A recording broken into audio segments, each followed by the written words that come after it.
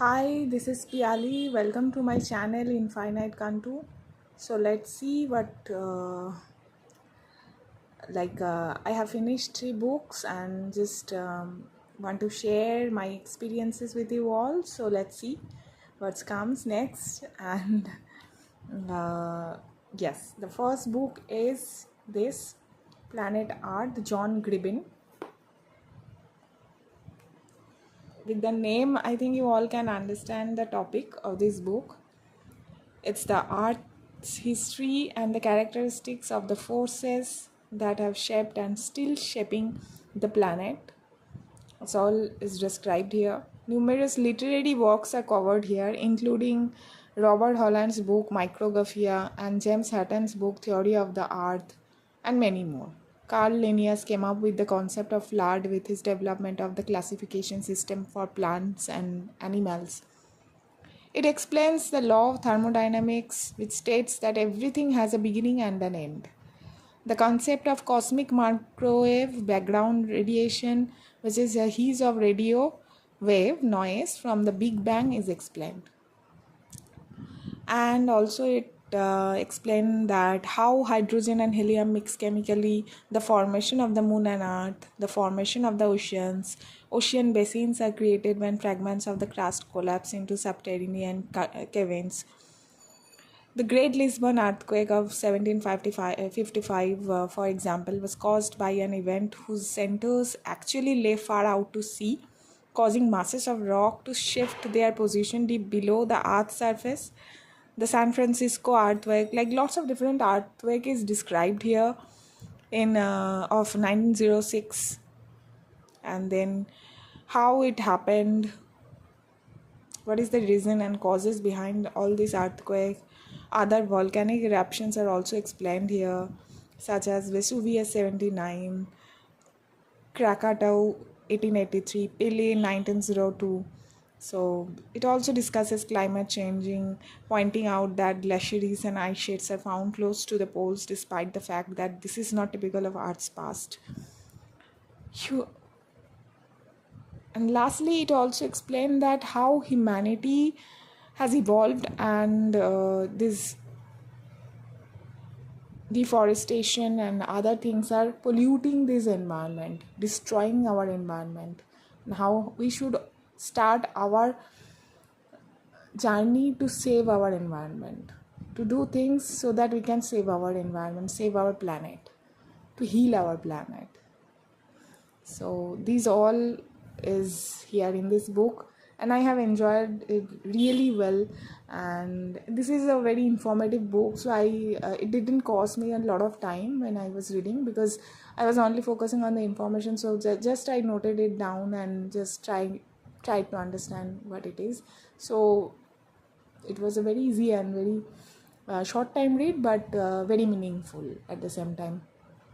So this was my first book, Planet Earth. My next book is this one, That Is in the Rain.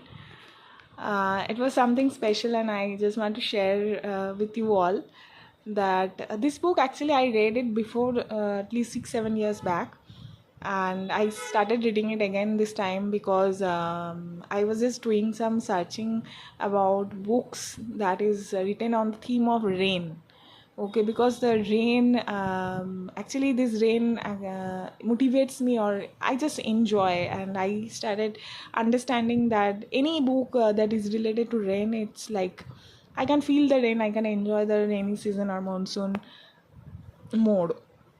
So I have started this journey, and I just found this book again, and I thought that I should read it again. So I just read it, and truly, honestly, I can say that when I was reading it, it was a good experience actually, but I was getting back to the past when I read it before, and I understood that how much I already have evolved from that time period. This is a romantic book. I will not say this is only a romantic book, because Navanel's work actually revolve around societal issues, abuse. At least this book has a lot of things that covered in this book, and actually this is the first book I have started reading when I like got introduced with the writing of Nomonils, and after that I have started exploring other books of Nomonils. And actually he has a tendency when he writes that he includes society, social issues, and that I love the most with his writing.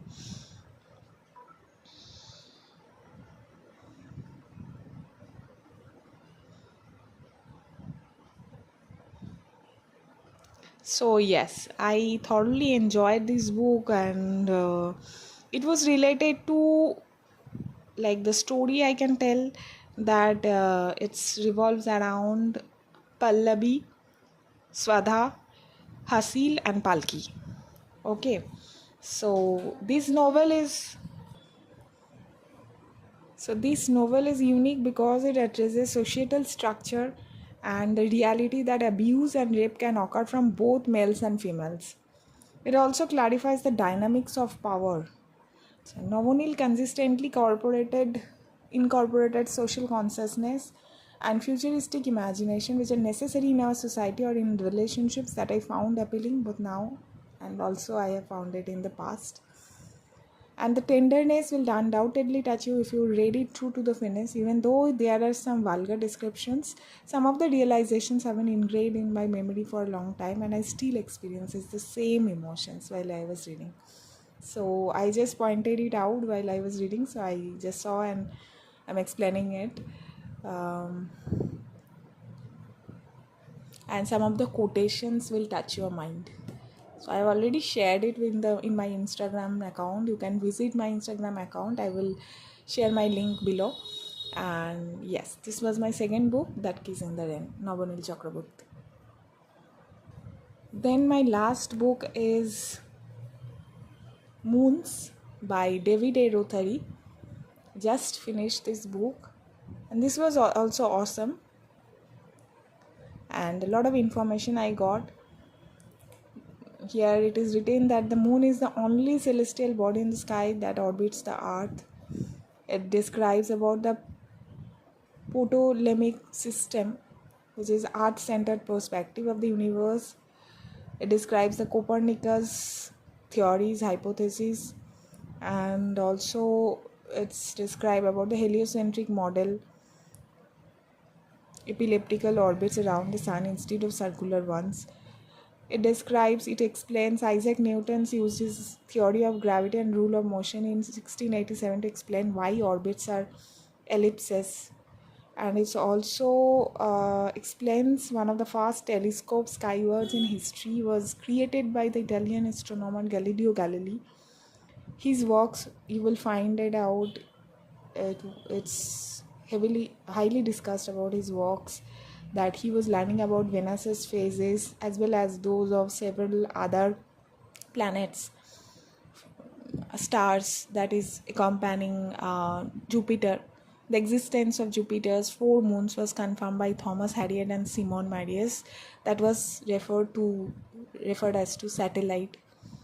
Also, there are lots of writings here explain how these moons originated. It was also described, and what is inside the moon. Breccias, which are composed of pieces of basalt and highland rocks that have been shattered by impacts yet fused together by the heat produced by those impacts, are example of lunar rocks. Chunks of articular type of highland rock is also there. Moon is extremely dry, and its inventory of volatile elements like sodium is significantly smaller there. However, the relative abundance of the three stable oxygen isotopes in lunar rocks are nearly identical to those found on the Earth, indicating that the two planets evolved from the same parent material, basically. The large impact theory describes the origin of the moon. The moon and sun's gravitational force on ocean water, which reacts far more freely than the solid earth, is what causes tides in the ocean. There are two high tides and two low tides during the day when the moon and sun are in alignment during the new moon. The moon's impact on human behavior is discussed in this book.